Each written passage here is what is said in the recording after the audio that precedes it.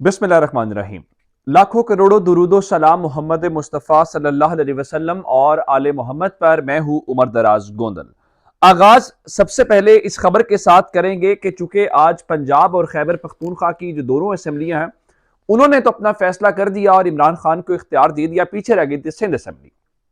Sindh assembly में पाकिस्तान तहरीक इंसाफ के 26 अरकान हैं, यानी 26 MPs हैं।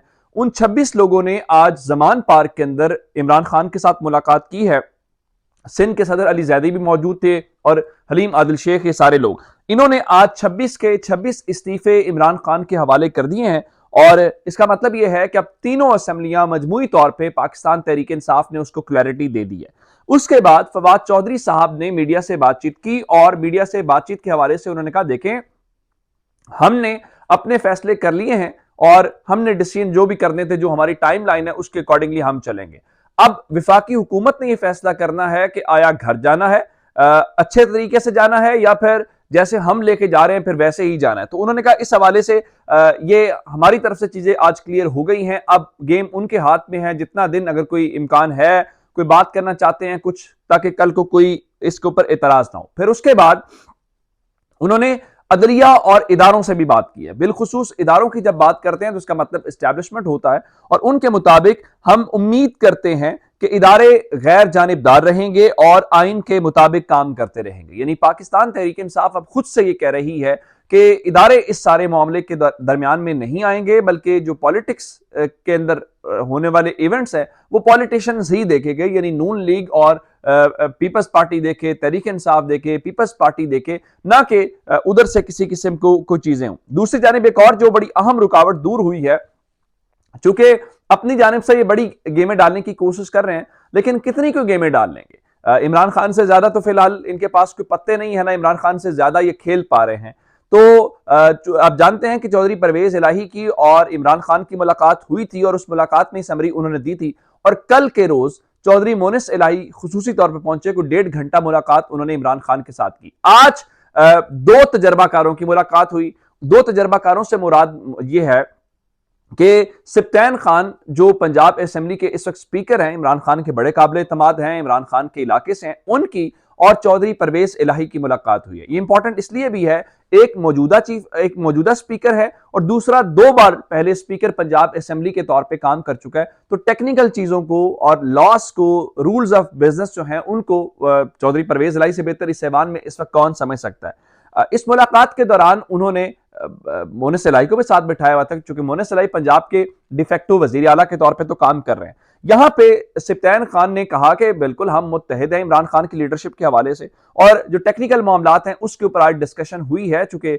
अगर असेंबली डिसॉल्व करने की समरी भेजनी है तो कैसे नून लीग को और गवर्नर को, क्योंकि गवर्नर तो उनका है, ऐसा ना हो कि इधर से खबर आए जी हम असेंबली की डिसॉल्व की भेजने लगे हैं और उधर से गवर्नर के एतमाद का वोट लेना है तो रंग में भाग भी पड़ सकता है, और दोनों एक टाइम में भेजें। तो इस किस्म की चीजों से बचने के लिए आज टेक्निकल मामलात के ऊपर बात की गई है। लेकिन चौधरी परवेज इलाही ने आज फिर जो शुकूक शुबहात हैं उनको दूर करते हुए कहा है कि देखें, हम इमरान खान के साथ थे, हम इमरान खान के साथ हैं और गलत फहमियां पैदा करने वालों को मुंह की खाना पड़ेगी। उनके मुताबिक मैं इमरान खान के एक इशारे का मुंतजिर हूं, उन्होंने सिर्फ इशारा करना है, बाकी समरी तो इमरान खान के पास है। फिर उन्होंने कहा कि पीडीएम के नंबर कम है लेकिन शोर बहुत ज्यादा करते हैं और बातें करने से ज्यादा ये आगे नहीं बढ़ पाएंगे, क्योंकि इस वक्त इनके पास वो सारी सूरत हाल नहीं है। लेकिन आपको एक और खबर देना चाहता हूं। इस सारे सिनेरियो के दौरान जनरल बाजवा चूंकि बार बार आजकल सामने आ रहे हैं, चाहे वो मोनिस इलाही का बयान हो, चाहे कोई और मामला हो, या फिर एक और बात जो नजम सेठी ने की है, उनके मुताबिक जो तहरीके अदम एतमाद वाला रास्ता खुला, नून लीग के लिए रास्ता खुला, तो उनके मुताबिक जारी बात है जनरल बाजवा ने ही रास्ता खोला। और ये चीज इस वक्त ट्विटर के ऊपर मौजूद है, मैं आपको सुना भी देता हूं, जिसमें वो कह रहे हैं कि ये जो रास्ता खुला, यानी उनके मुताबिक जो तहरीके अदम एतमाद है वो जाहिर बात है उनके बगैर या उसके उस वक्त की जो इस्टेब्लिशमेंट है उनके किसी मर्जी के खिलाफ ये काम नहीं हो सकता था। क्या कहा नजम सेठी ने, जरा सुन लीजिए। अगर किसी ने कोई रास्ता खोला है नून लीग के लिए, जो कि वो समझते हैं कि उनके लिए रास्ता खुला है, हमें तो नहीं, वो वोट ऑफ नो कॉन्फिडेंस हो गया, वो बाजवा साहब की तरफ से खुला है ना, जनरल फैज की तरफ से तो नहीं खुला।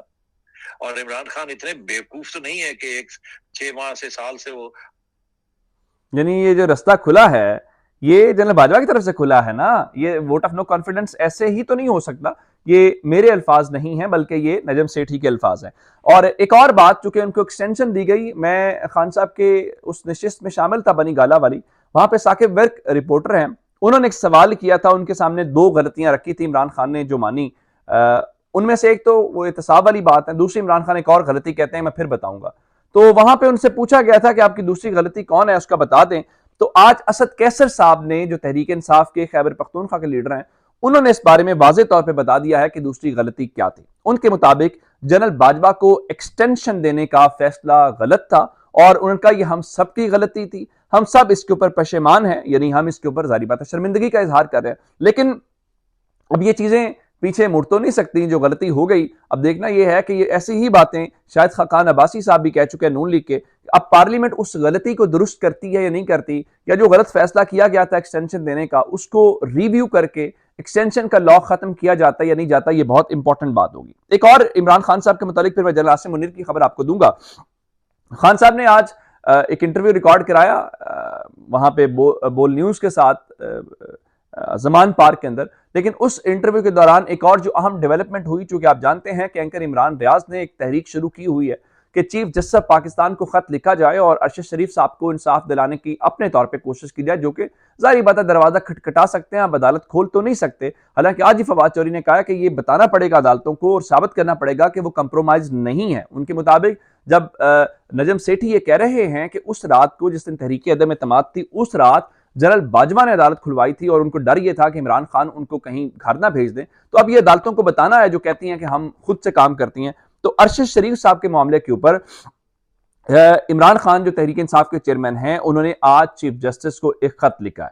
उस खत के अंदर दो बातें की गई हैं, हैंड रिटन ये लेटर है जिसके अंदर वो ये कह रहे हैं कि एक तो अरशद शरीफ साहब को इंसाफ देने के लिए जरूरी ये है कि आप इस सारे मामले के ऊपर एक सो मोटो लें। हालांकि सो मोटो क्या लेना है, शहबाज शरीफ ने भी खत लिखा हुआ है, उनकी अहलिया खत लिख चुकी हैं, अरशद शरीफ साहब की बेटी खत लिख चुकी है, अरशद शरीफ साहब की वालिदा खत लिख चुकी हैं। तो उनके बावजूद भी अगर सुप्रीम कोर्ट नहीं जाग रही, और एक समात के दौरान उन्होंने कहा था कि हमने जी उसके ऊपर कार्रवाई शुरू कर दी है, तो इमरान खान ने अब खत लिखा है, सो मोटो की बात की है, जो सॉरी जुडिशल कमीशन बनाने की बात की है, तो शायद पाकिस्तान की सुप्रीम कोर्ट इस तरह से ही जाग जाए, लेकिन कोई इस तरह का इम्कान नजर नहीं आता। एक और बात, जनरल आसिम मुनीर जब से आए हैं बहुत सारी चेंजेस हुई, उस तरह से हाइप नहीं दी जा रही, बड़ी अच्छी बात है, उसको मैं मुसलसल अप्रिशिएट भी कर रहा हूं। मैंने आपको बताया था कि जो कोर कमांडर रावलपिंडी हैं वो तब्दील किए गए और लेफ्टिनेंट जनरल शाहिद इम्तियाज साहब उनकी जगह पे आ गए, सैयद शमशाद साहब की जगह पे जो chairman joint chief of staff committee ऊपर अपॉइंट हुए हैं। तो आज उसकी तस्दीक भी हो गई। उसकी वजह यह है कि जनरल आसिम मुनीर साहब ने आज ऑफिशियली आर्मी चीफ बनने के बाद पहला विजिट किया है, और उनका जो पहला विजिट है वो एलओसी का है, जो पाकिस्तान और इंडिया के दरमियान एक बॉर्डर है, एक आरजी जिसको हम बॉर्डर आमतौर पे कहते हैं, लाइन ऑफ कंट्रोल का, वहां पे रख चक्री सेक्टर का उन्होंने दौरा किया, अगले मोर्चों का। और इंडियन जो मिलिट्री लीडरशिप है वो मुख्तलिफ जो स्टेटमेंट्स दे रही है इस मौजूदा सूरत हाल के दौरान, चूंकि जनरल बाजवा साहब के टाइम में तो हम ISPR का बयान तो आया, लेकिन मिलिट्री लीडरशिप उतनी अग्रेसिव टोन के साथ नहीं थी इंडिया को लेके जो आमतौर पे होती है। लेकिन आज जनरल आसिम मुनीर ने पहला दौरा वहां पे करके उनको ये भी बताया है कि अगर कोई मिस एडवेंचर हुआ तो पाकिस्तान की फौज उसका जवाब देगी। जारी बात है जी, पाकिस्तान की कौम और पाकिस्तान की फौज मिलकर ये काम कर सकती है। बहुत अच्छी बात है कि प्रोफेशनल वे में चीजें आगे बढ़ रही हैं। अब तक की जो डेवलपमेंट्स है वो मैंने आपके सामने रखी हैं। अपना बहुत सारा ख्याल रखिएगा। खुदा हाफिज।